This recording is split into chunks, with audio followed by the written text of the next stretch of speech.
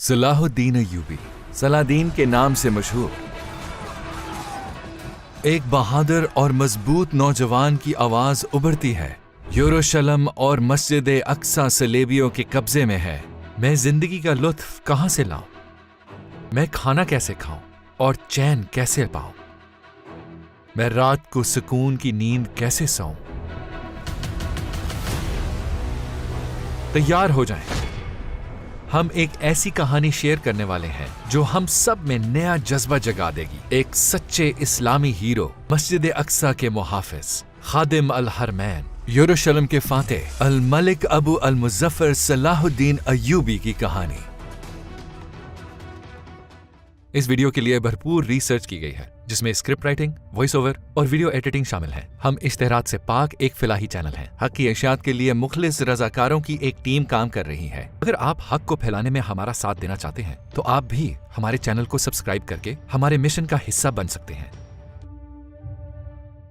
एक दफा का जिक्र है, बगदाद में एक मशहूर कारपेंटर रहता था। अपने उम्र के आखिरी हिस्से में उसने ज्यादातर वक्त अखरोट की लकड़ी से एक शानदार मिंबर तराशने में सर्फ किया। उसने मिंबर बनाने में अपनी तमाम सलाहियतें लगा दी। मिंबर की खूबसूरती सबको हैरत ज़दा कर देती थी। कारपेंटर की मेहनत से बने इस शाहकार मिंबर की शोहरत दूर दूर तक फैल गई थी। जब भी कोई बगदाद आता तो वो कारपेंटर को तलाश करता और उसके पास आकर कहता, ये मिंबर हमें बेच दो ताकि हम इसे अपनी मस्जिद में लगाएं। मगर उसका जवाब हमेशा एक ही होता, इस मिंबर की मंजिल मस्जिद अक्सा है।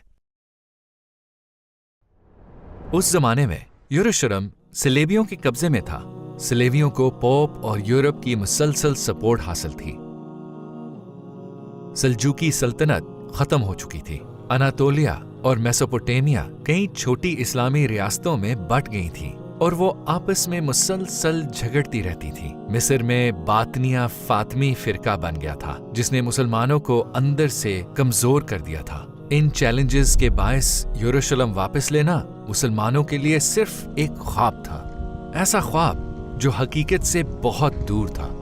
इसके बावजूद कारपेंटर पूरे एतमाद के साथ सबको यही जवाब देता रहा, मुझे यही काम आता है, मैं कारीगर हूँ, मैं मिंबर तराशता हूँ। काश किसी दिन कोई बहादुर मुसलमान उठे और यरूशलेम आजाद करवाए तो ये मिंबर अपनी असल जगह पहुंच जाए।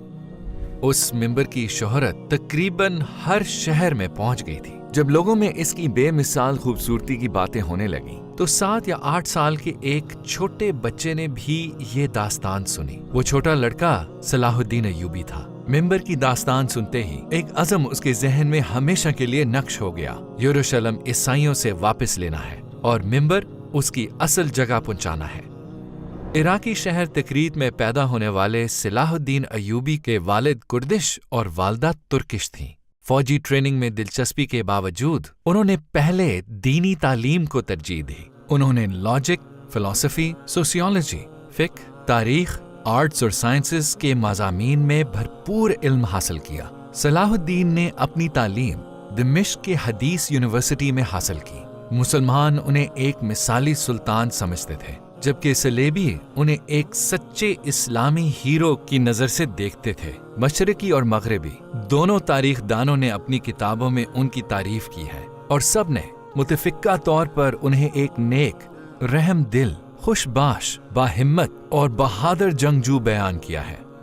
जब इस बाकमाल शख्स की उम्र 26 साल हुई तो उन्होंने अपने चचा शेरको के साथ रियासत में कई जिम्मेदारियां संभाल ली। सलाहुद्दीन जैसे जैसे बड़े हुए, यरूशलेम की फतेह के लिए तकदीर उनका रास्ता बनाती गई। आप पूछ सकते हैं कि कैसे? जंगी रियासत के सुल्तान नूरुद्दीन जंगी ने अपने ज़ेरे हुकूमत तमाम तुर्किश रियासतों को मुत्तहिद किया और एक जिज़वी इस्लामी इत्तेहाद कायम करके सलेबियों से कई शहरों को कामयाबी से वापस ले लिया। जब मिस्र की फातमी रियासत को बहरान का सामना था, तब यरूशलेम के सलेबियों ने अपना असरूर व सुख मिडिल ईस्ट में फैलाने की कोशिश की।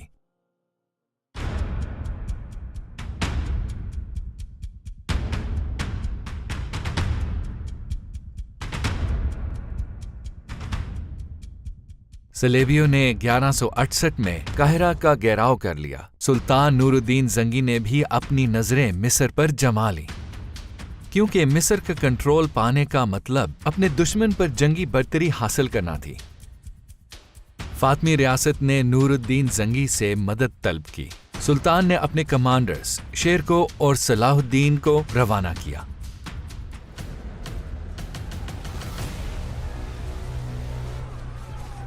और शेरको ने पूरे मिस्र को सलेबियों से पाक कर दिया।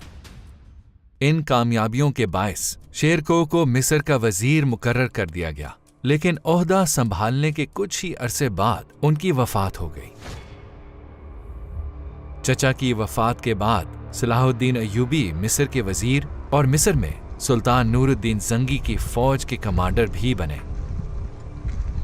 31 साल की उम्र में उन्होंने रियासत के वली और मिस्र के वजीर के ये दोनों अहम ओहदे एक साथ निभाए।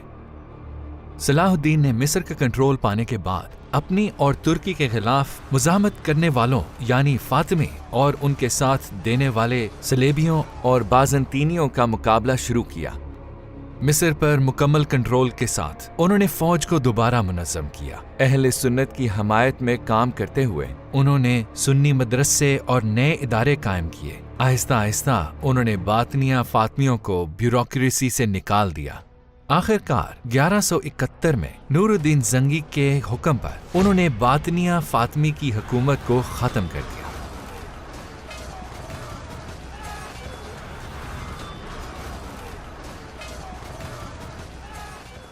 उस दौरान उन्हें एक इंतहाई गमनाक खबर मिली। सुल्तान नूरुद्दीन जंगी वफात पा गए थे। एक तरफ वो रियासत के इत्तेहाद और सुल्तान की कायम करदा इस्लामी रियासतों की हम आहंगी के तहफ़्फ़ुज़ के लिए कोशां थे, जबकि दूसरी तरफ उन्हें सलेबियों का भी सामना था। उस जमाने के हर इस्लामी कमांडर की तरह सलाहुद्दीन अय्यूबी की 3 आरज़ुएं थीं। मुसलमानों का इत्तेहाद महफूज रखना, यरूशलेम को वापस लेना और कस्तंतुनिया या इस्तांबुल को फतह करना। इस्लामी रियासतों का इत्तेहाद कामयाब जंगों और सलेबियों के खिलाफ जिद्दोजहद से मजबूत हो गया था। अगला मकसद यरूशलेम को वापस लेना था। काजी बहाउद्दीन इब्न शद्दाद यरूशलेम के लिए सलाहुद्दीन अय्यूबी की मोहब्बत और उमंग को इन अल्फाज में बयान करते हैं। यरूशलेम के लिए उनके गम और दुख का बोझ इतना ज्यादा था जिसे पहाड़ भी ना उठा पाते। यूं महसूस होता जैसे कोई माँ अपने खोए हुए बच्चे के लिए गमज़दा हो। वो अपने घोड़े पर सवार होकर निकलते और मुसलमानों को यरूशलेम की आज़ादी की खातिर जिहाद के लिए बुलाते। वो मजमा से खिताब करते और पुकार कर कहते, ऐ मुसलमानों, इस्लाम की खातिर, इस्लाम के लिए।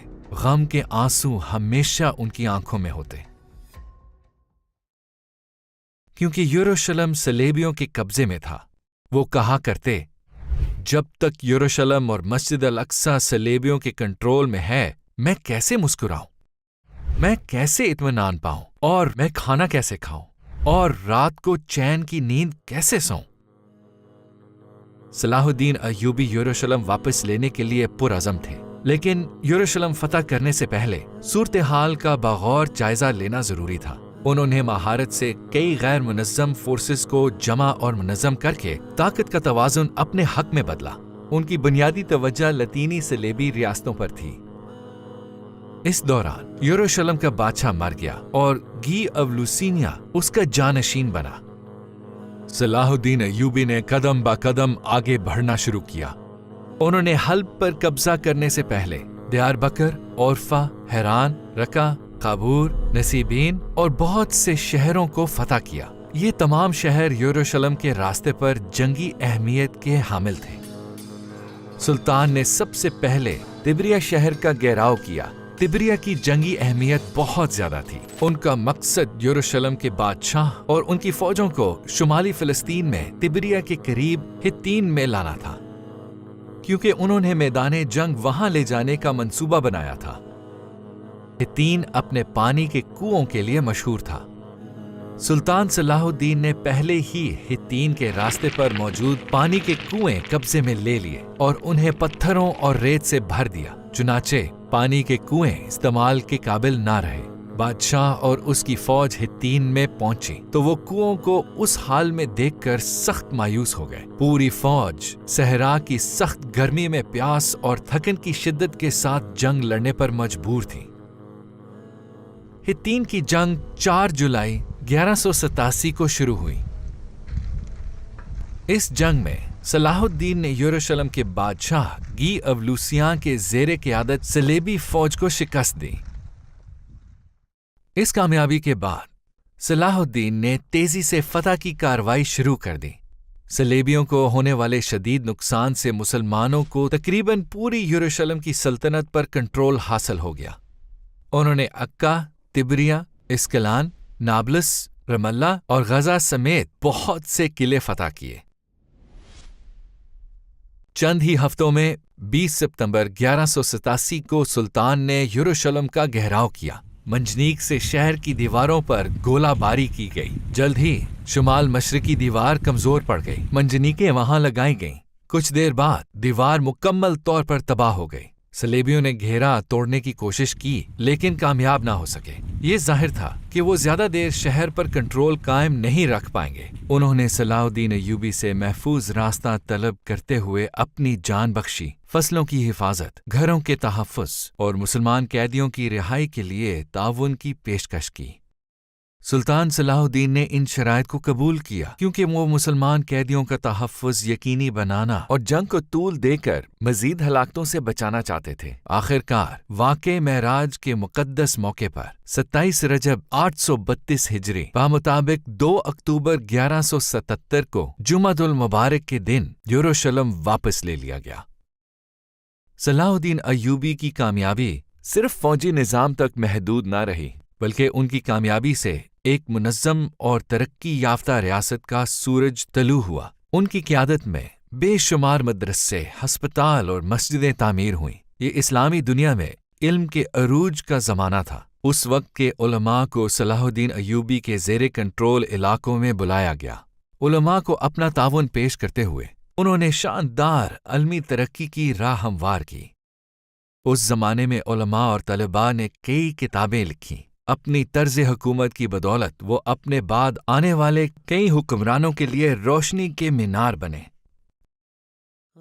اسلام کے اس عظیم سپاہی نے 4 مارچ 1193 کو دمشق میں وفات پائی۔ ان کی وصیت کے مطابق وفات کے بعد ان کا کفن ایک نیزے پر باندھ کے لوگوں کے سامنے لایا گیا اور اس کے ساتھ دمشق کی گلیوں میں یہ الفاظ گونجتے رہے: اے مسلمانوں، اے لوگو، مصر، یمن، شام، فلسطین، یروشلم کا فاتح سلطان صلاح الدین آج اس کفن کے سوا دنیا سے کچھ نہیں لے گیا۔ اس سے عبرت پکڑو اور دنیا کے دھوکے میں مت آؤ۔ ان کی زندگی کا ایک مقصد تھا اور اس مقصد نے انہیں زندہ رکھا۔ انہوں نے بتایا کہ ایک مسلمان کی زندگی کا مقصد کیسا ہونا چاہیے۔ ان کے سینے میں دھڑکتا دل اللہ کی محبت سے سرشار، دنیا میں انصاف کے قیام کا طلبگار اور اسلام کے حسن کو ناآشنا لوگوں تک پہنچانے کا آرزو مند تھا۔ یروشلم کی فتح اسلام کے حسن سے آشنا اس شخص کے حصے میں آئی تو آخر ہم اس فتح سے محروم کیوں ہیں؟ کیونکہ ہمیں پہلے خود کو بدلنا ہوگا۔ ہماری خواہشات کا مرکز یہ دنیا ہے، ہمارے خواب دنیاوی خواب ہیں اور ہمارے مقاصد دنیاوی مقاصد ہیں۔ ہمیں مخلص ہونا پڑے گا۔ ہم میں سے زیادہ تر لوگ اپنے اور اپنے آرام کے متعلق سوچتے ہیں۔ ہمیں اپنا جائزہ لینا ہوگا اور وہ دل پانا ہوگا جو اللہ کے لیے دھڑکے۔ ہمیں اسلام کے لیے بلند مقاصد اپنانے ہوں گے۔ یاد رکھیں، عظیم سلطان صلاح الدین کی طرح ایک دن ہمارے جسم بھی کفن میں لپٹے ہوں گے اور ان کفنوں میں کوئی جیب نہیں ہوگی۔